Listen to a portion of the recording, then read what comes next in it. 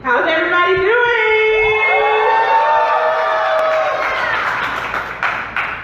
So, welcome. My name is Kina and I'm a candidate for U.S. Congress in Illinois 7th Congressional District.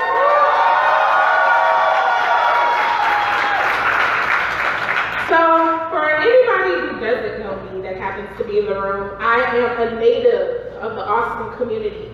I was born and raised on the GWS, the Great West Side. That's the best side of Chicago. And I come from a large working class family. My family is right here. Oh, this is the quietest they've ever been. This is the quietest. We are a strong pro-union family. My father, Curtis Collins, has worked at the same ink factory for 30 plus years that my grandfather worked at. And he's an active dues-paying member of Teamster. My mother is a city crossing guard and has worked for as long as I can remember as a certified nursing assistant and physical therapist. Integrity, hard work, and keeping community at the core has been always what my family has taught me. And it's what brings me standing here today. And my sisters are here too. So if you find somebody who looks like me, it's them. Not me. And when I say big family, it's really big family, like 6 brothers and sisters. There's a lot of us. I'm also a proud Chicago public school alumni.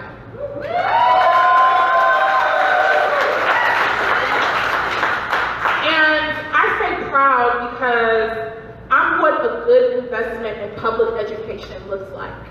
Yep. It's when teachers don't define students by their zip codes or their neighborhoods, but they define them by the capabilities of what they could bring to the future. And CPS was the foundation for all the tools of success that I garnered. So when I see teachers, I have the deepest deference because they are the gatekeepers of the future. They are the people who are literally comprised and holding our future. And so I thank all the teachers in the audience, and I thank every teacher that I've ever had for thinking that a girl like me from Austin could shine and even be a candidate for Congress one day.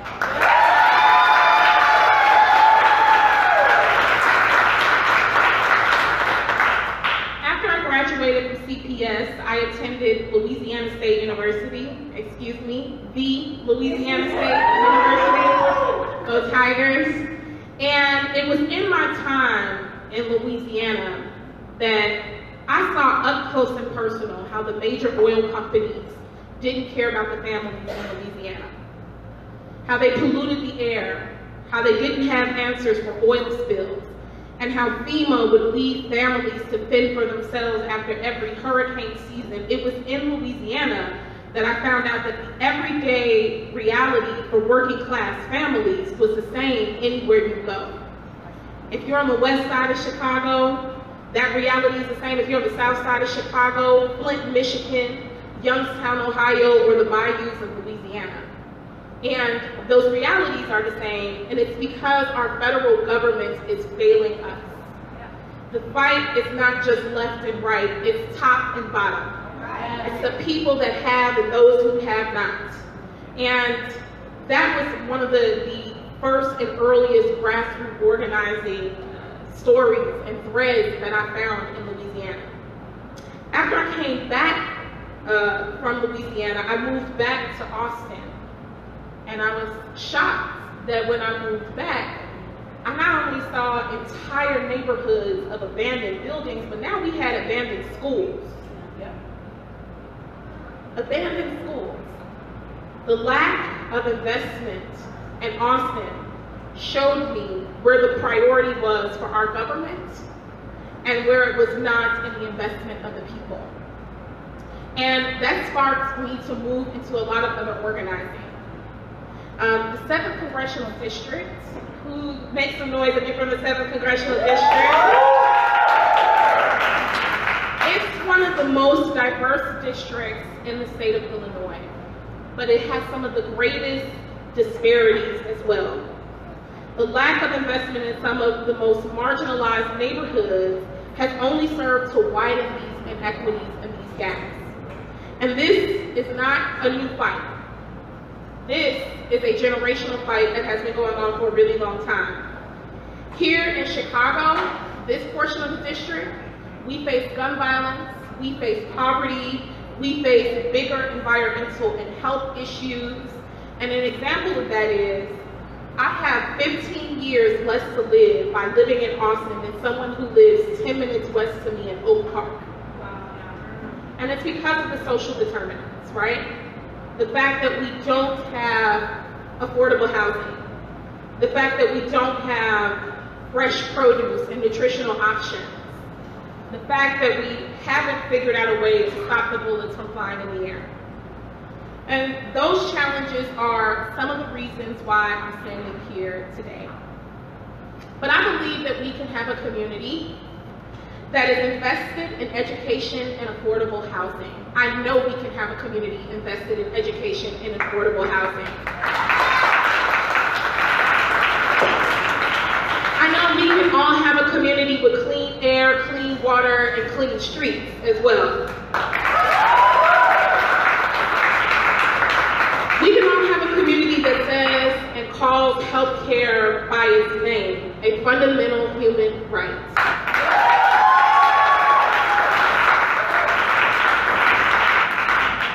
I'm proud to be the national organizers for Physicians for a National Health Program.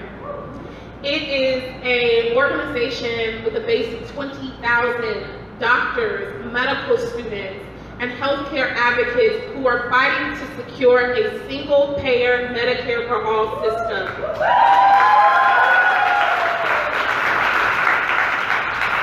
And actually, Creda's here. Creda's one of the medical students who's been on the ground organizing with me, so shout out to Creda.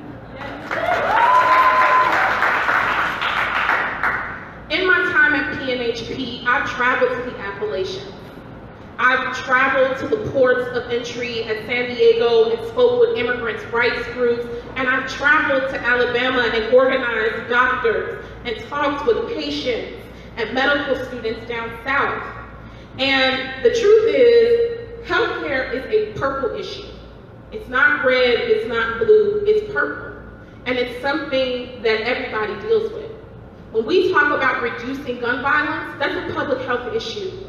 When we talk about a lack of nutritional options, that's a food insecurity health issue. When we talk about lead in our water and toxins in our air, that is an environmental health issue, and it has got to stop.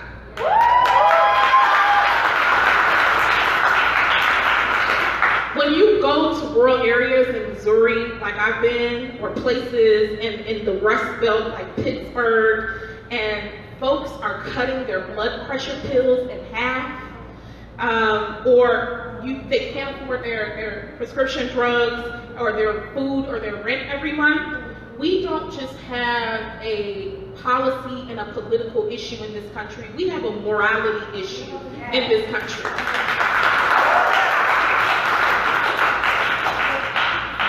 There's a saying in Chicago, and I think it's being applied nationally, that it's just politics, it's not personal. And I've had several people tell me that, Kina, I don't think you can be an elected official because you're just too passionate. You're too rooted into the community. You get so sensitive about these issues.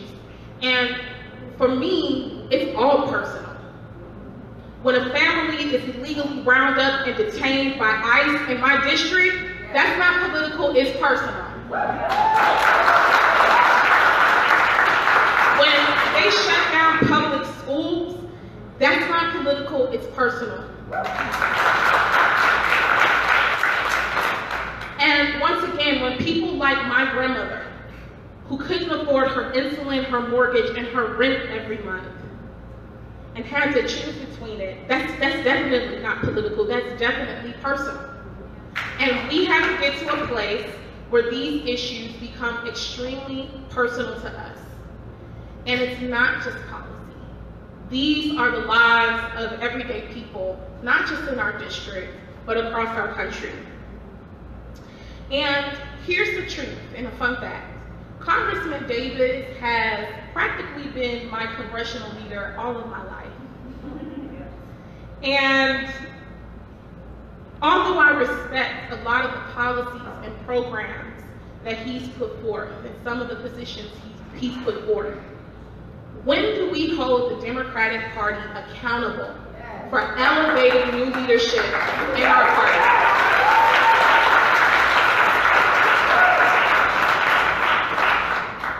Because in our current political atmosphere, we don't just need certainty through votes or every blue will do. We need bold political leadership.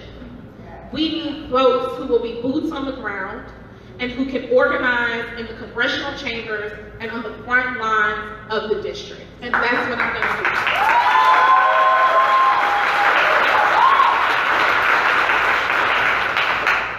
And there's several ways that we can think about bringing a new approach to Congress, right?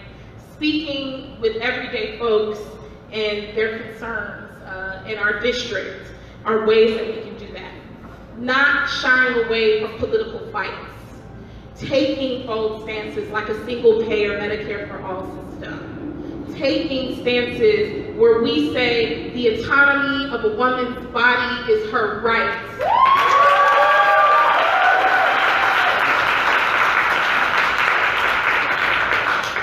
Standing up for our transgender brothers and sisters.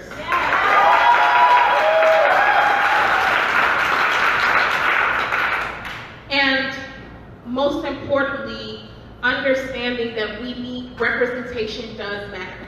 That we cannot shy away from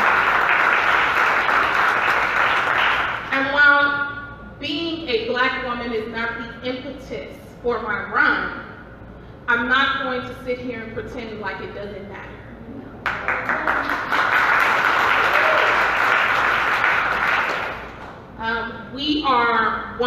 Black women are one of the strongest voting blocs in the Democratic Party.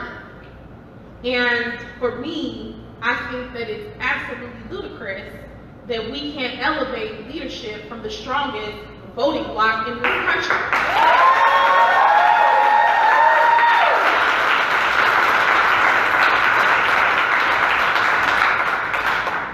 So taking on those difficult political fights is something that I will not shy away from, and as many of you know, is my forte. That's what I like to do. That's my day job. And I would like to just say one last thing, because I want to spend a little bit of time with you guys before we leave. 3 years ago, running for Congress was not in the plan. 3 years ago, I was standing on the Magnificent Mile, linking arms with other activists and organizers across the city, protesting the murder of Laquan McDonald. And I remember in that time, there were people who criticized us and said, I don't know why y'all are protesting, you're not gonna get anything done anyway. You should just get on the streets and you should be doing stuff in your community. Well, I'm happy to say we will be on the ballot in 2020. Okay.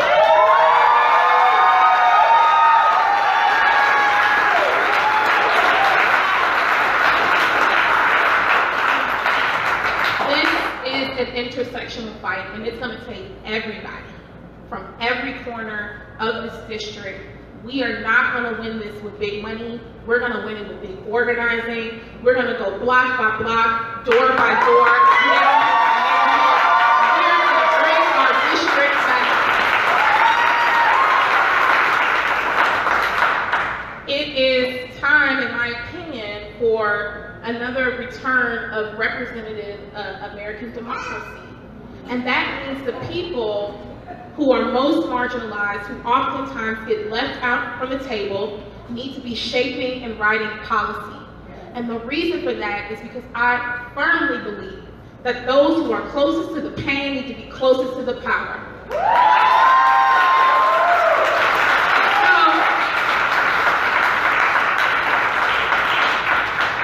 Y'all are gonna get a lot of phone calls from me, a lot of emails, because I need you to get your friends and your sisters and your cousins and your brothers and your grandparents. We need everybody.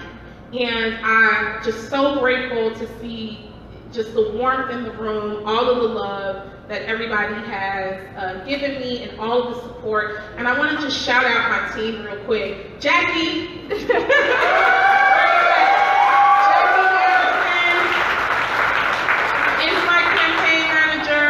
Jackie just came off a huge municipal win through Maria Hatton. And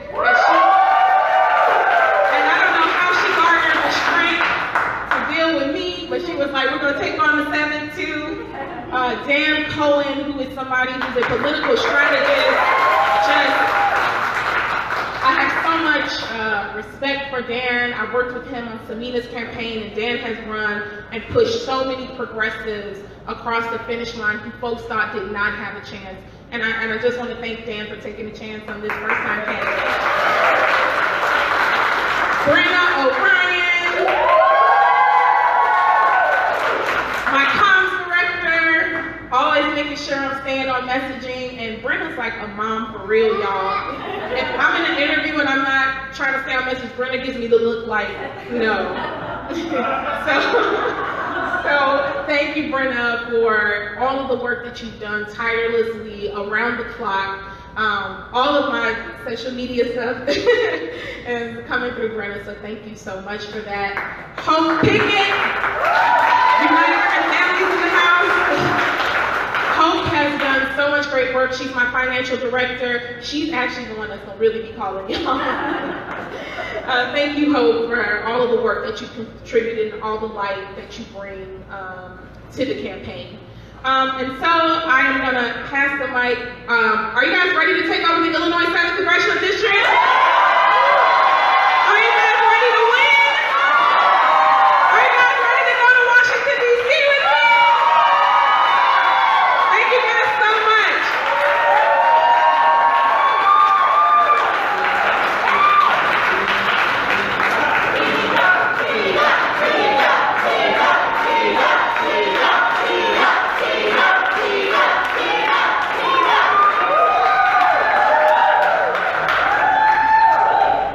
Wow, that was amazing.